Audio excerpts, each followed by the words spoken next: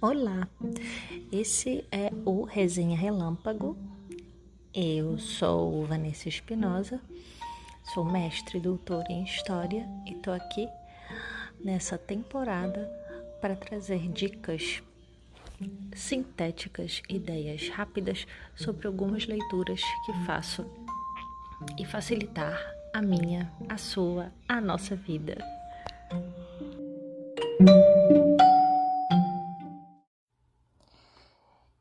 O episódio de hoje vai tratar sobre uma obra recente de 2020 chamada Miss Davis, A Vida e as Lutas de Angela Davis. É uma obra da editora Agir, Nova Fronteira Agir, e é um HQ que tenta trazer uma parte da história de Angela Davis. E eu vou hoje recomendar muito essa leitura. Ela foi construída, a narrativa, né? Quem escreveu a história foi a Sybille, e quem fez a ilustração foi Mazin Messiaen. Eles são franceses. Ela é uma escritora, ainda que tenha outras habilidades, desenho, escultura, fotografia, gravuras, mas ela tem a literatura como norte de produções, né?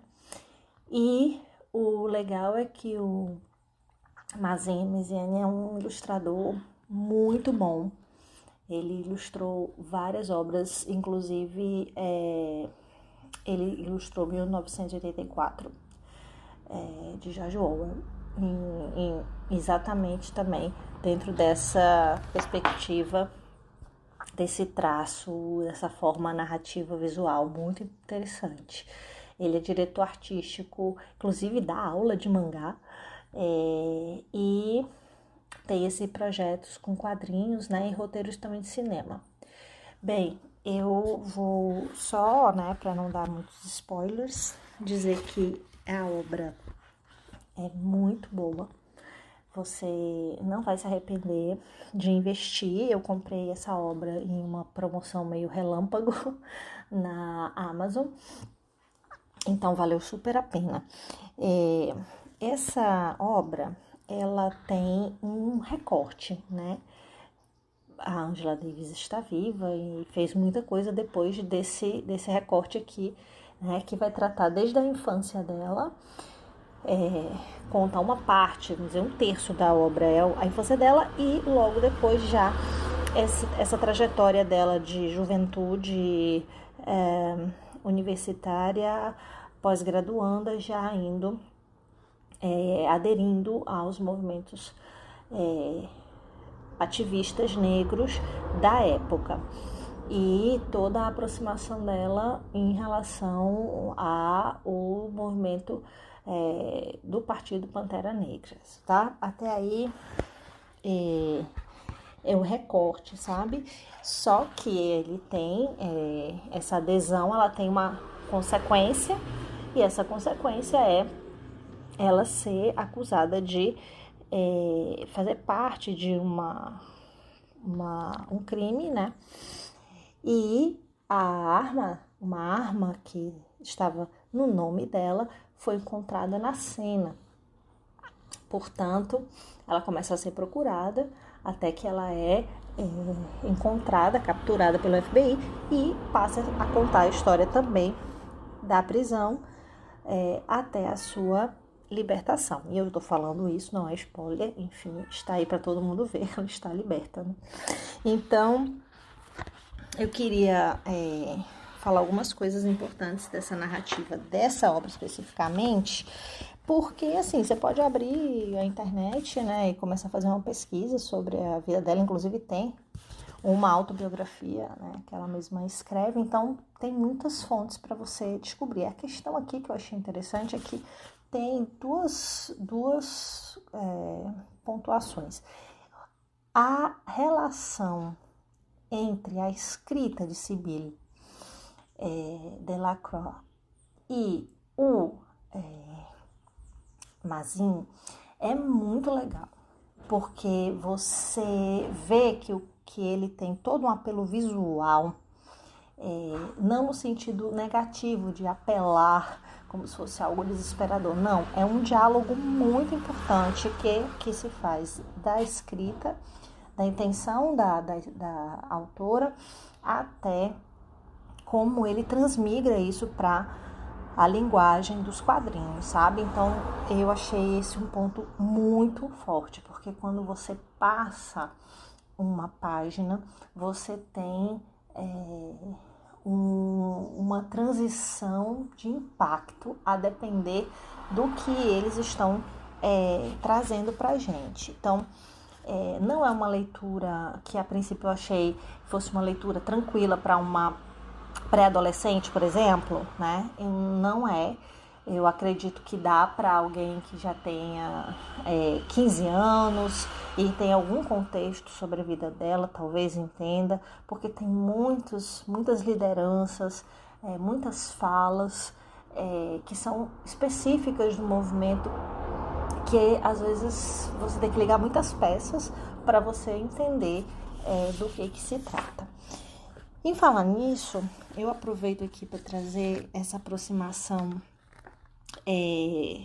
dessas lideranças e que a Angela estava começando a se aproximar. Eu trouxe o Brown, que depois ele vai mudar o nome dele, né? Ele vai para a prisão e ali ele muda para Jamil Abdullah Al-Amin. Mas, enfim, foi uma liderança importante e por isso mesmo, né, todo esse processo de criminalização e prisão, e às vezes efetivamente acontecia atos, né, criminosos dentro da legislação estadunidense e tal. E ele tem aqui uma fala que eu vou trazer como citação. Por incrível que pareça, eu não vou trazer de Angela e vou dizer por quê depois. A única política que pode ter sentido para o povo negro deste país é a política revolucionária, nenhuma outra. O Brown está aqui em um discurso mostrando a importância da luta, e não uma luta, vamos dizer assim, pacifista, né? Mas de uma luta que traga mudança nas estruturas, ou seja, não pacifista no sentido de eles não querem necessariamente sangue, mas a mudança efetiva que vai estar na raiz das instituições, a transformação, né?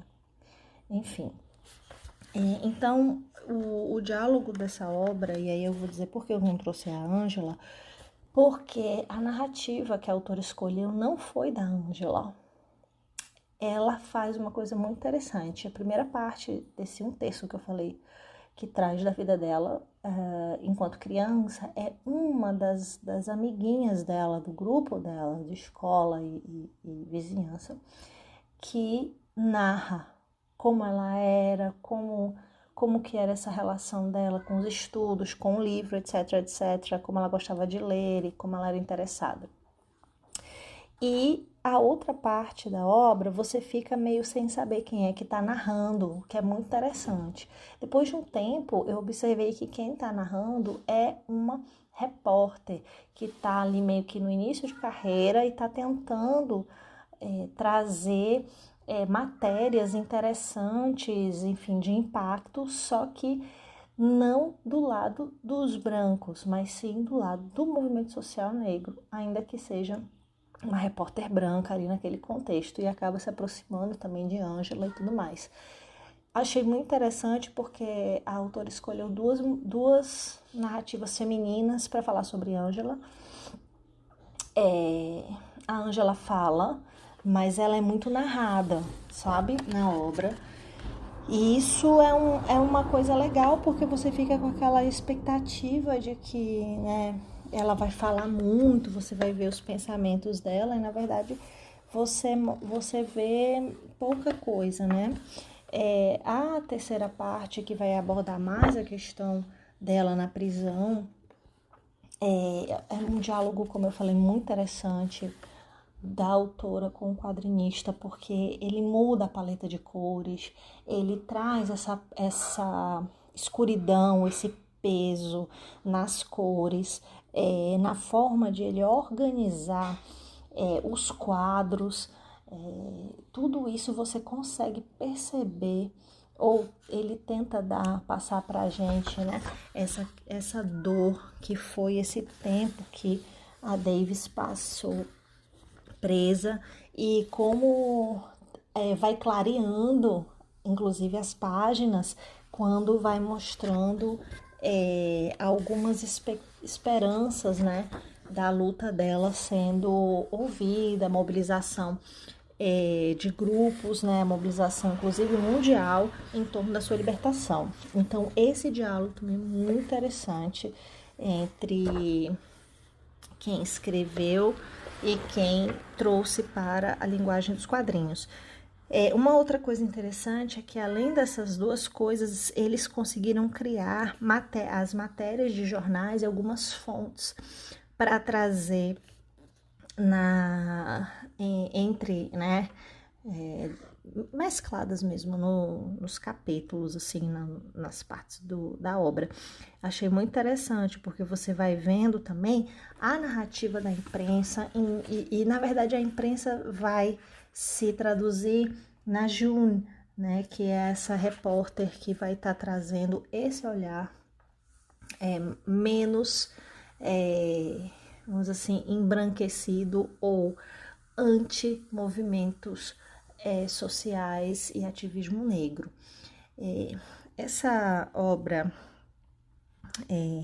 traz uma contribuição muito interessante para a gente entender as motivações políticas, toda uma estrutura social racista e como é importante não desistir do movimento revolucionário, de achar motivos para acreditar que a luta não é algo desprezível ainda hoje.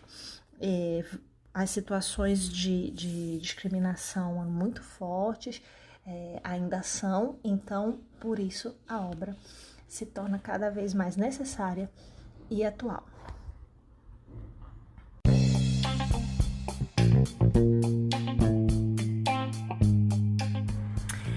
Isso é tudo. Esse foi mais um episódio da temporada Resenha Relâmpago, resenha literária em poucos minutos.